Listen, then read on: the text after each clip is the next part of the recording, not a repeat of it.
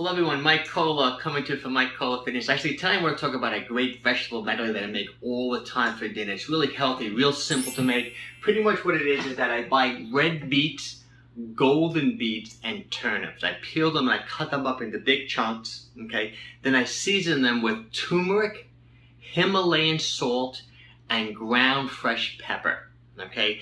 I pretty much mix it all together. And then I actually add organic coconut oil. The reason why I'm adding coconut oil is coconut oil is a good high temperature cooking oil. I'm going to be baking this in the oven at about 375 to 400 degrees. If I use something like an olive oil, it can't withstand temperature like that. It's going to break down, it's going to oxidize.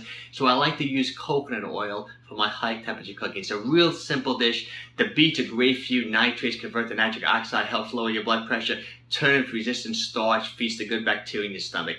Give it a try, the family's gonna love it. Take care everyone, hope everyone's having a great day.